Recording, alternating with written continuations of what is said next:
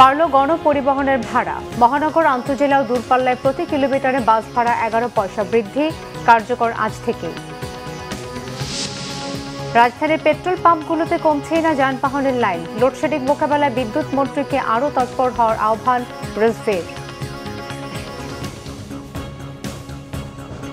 দেখছিলেন crown cement সংবাদ শিরোনাম। এবারে বিস্তারিত। জ্বালানি তেলের পর এবার বাসের ভাড়াও বাড়িয়েছে সরকার।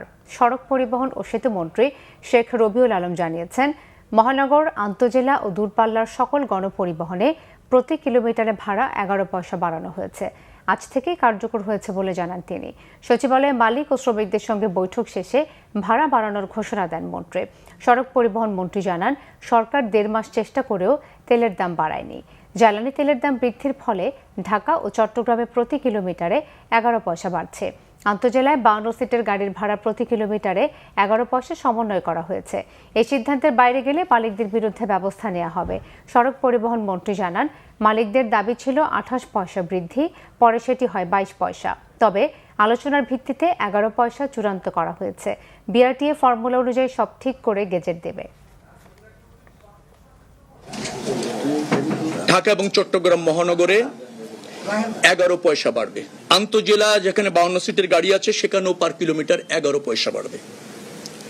আর ডিটিসি একটা এরিয়া আছে আপনারা জানেন, এবং মিনি বাস সেখানেও পার কিলোমিটার 11 পয়সা বাড়ানোর একটা সমন্বয় করার একটা সিদ্ধান্ত আমরা নিয়েছি। এটা সমন্বয় করতে চাই, কারণ আমাদের আগেই একটা ফর্মুলা আছে যে তেলের দাম বাড়ার সাথে সাথে কতটুকু সমন্বয় হবে ভাড়া, তার একটা ফরম্যাট আছে।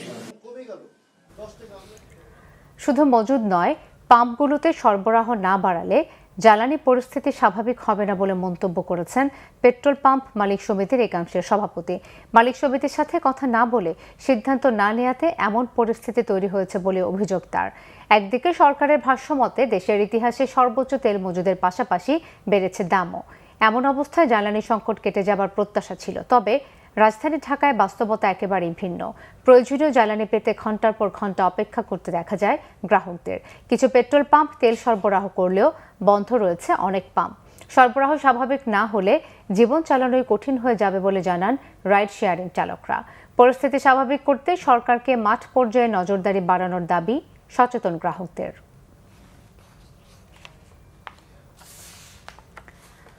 দেশের ভয়ঙ্কর লোডশেডিং মোকাবেলায় জ্বালানি ও বিদ্যুৎ মন্ত্রীকে আরও তৎপর হওয়ার আহ্বান জানিয়েছেন প্রধানমন্ত্রীর রাজনৈতিক উপদেষ্টা ও বিএনপির সিনিয়র যুগ্ম মহাসচিব রুহুল কবির রিজভী। শিল্পকলা একাডেমিতে বাংলাদেশ জাতীয়তাবাদী চারু ও কারুশিল্পী দল আয়োজিত গুণীজনদের সম্মাননা অনুষ্ঠানে তিনি এই আহ্বান জানান। রিজভী বলেন, আন্তর্জাতিক পরিস্থিতির জন্য দেশে জ্বালানি সংকট তৈরি হয়েছে, এটা বিএনপি সরকারের ব্যর্থতা নয়। ভয়ঙ্কর লোডশেডিং, গ্রামের দিকে তো মারাত্মক লোডশেডিং হচ্ছে। তো সেই ক্ষেত্রে যিনি সংশ্লিষ্ট মন্ত্রী বা যারা রয়েছেন সরকারে, তাদেরকে তো একটা ড্রাইভ, বড় ধরনের ড্রাইভ দিতে হবে। কারণ এই সময় হচ্ছে প্রচন্ড গরম পড়ে। রাজশাহীতে গতকাল 40 ডিগ্রি সেন্টিগ্রেড গরম। তো এই সংকট মোকাবেলার জন্য সরকারকে আরো বেশি তৎপর হতে হবে, বিদ্যুৎ মন্ত্রীকে আরো বেশি তৎপর হতে হবে। 4000 মেগাওয়াট মানে আর পাওয়া যাচ্ছে না। 4000 মেগাওয়াট আর বিদ্যুৎ মানে সেটা আমাদের ইয়ে থেকে চলে গেছে। যে 4000 মেগাওয়াট এখানে যুক্ত হতো, সেই 4000 মেগাওয়াট আর পাওয়া যাচ্ছে না। তাহলে তো এতগুলো সংকট মোকাবেলার ক্ষেত্রে একটা হচ্ছে যে সরকারের মন্ত্রীদেরকে ক্ষিপ্র হতে হবে।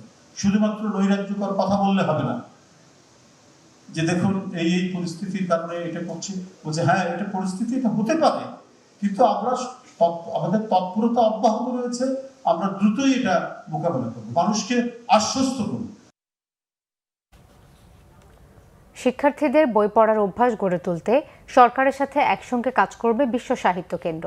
প্রধানমন্ত্রী তারেক রহমানের সঙ্গে বিশ্ব সাহিত্য কেন্দ্রের প্রতিষ্ঠাতা অধ্যাপক আব্দুল্লাহ আবু সাঈদের বৈঠকে এই সিদ্ধান্ত হয়। বৃহস্পতিবার দুপুরে সচিবালয়ের মন্ত্রিপরিষদ বিভাগের প্রধানমন্ত্রীর কার্যালয়ে এই বৈঠক অনুষ্ঠিত হয়।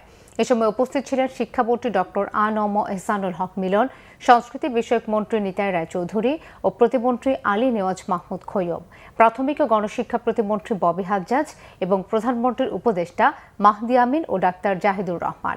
বৈঠকে প্রাথমিক, মাধ্যমিক ও উচ্চ মাধ্যমিক পর্যায়ে শিক্ষার্থীদের বই পড়ার অভ্যাস গড়ে তোলার করণীয় নিয়ে আলোচনা হয়।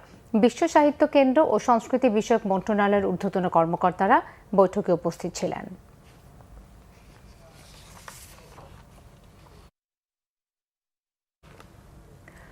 সুশৃঙ্খল ও শান্তিপূর্ণ পরিবেশে পরীক্ষা অনুষ্ঠিত হচ্ছে বলে জানিয়েছেন বিরোধী দলীয় নেতা ও জামাত ইসলামের আমির ডাক্তার শফিকুর রহমান।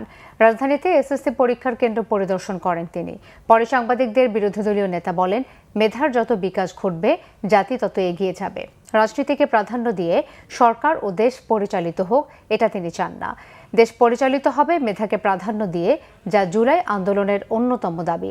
এক প্রশ্নের জবাবে বিরোধী দলীয় নেতা ডাক্তার শফিকুর রহমান বলেন, চট্টগ্রামের ঘটনাটি দুঃখজনক। ক্যাম্পাসে শিক্ষার্থীরা যাবে জ্ঞানের চর্চা করতে, রক্ত ঝরাতে নয়। যে দলেরই রক্ত ঝরুক তা দুঃখজনক। মানুষ হওয়ার আঙিনায় কেউ অমানুষের কাজ করবে তা মেনে নেওয়া যায় না, এর নিন্দা জানান তিনি। এ বিষয়ে সোচ্চার থাকবেন বলে জানান বিরোধী দলীয় নেতা ডাক্তার শফিকুর রহমান। এই ছিল এখনকার মতো। পরের সংবাদ সন্ধ্যে 6টায়, এর আগে বিকেল 5টায় রয়েছে নিউজ টপ 10, দেখার আমন্ত্রণ রইল। এছাড়া বাংলা ভিশন সংবাদ ও সংবাদ সংশ্লিষ্ট অনুষ্ঠান দেখতে ভিজিট করুন www.vvnews24.com ও facebook.com/banglavisionnews এবং সাবস্ক্রাইব করুন youtube.com/banglavisionnews।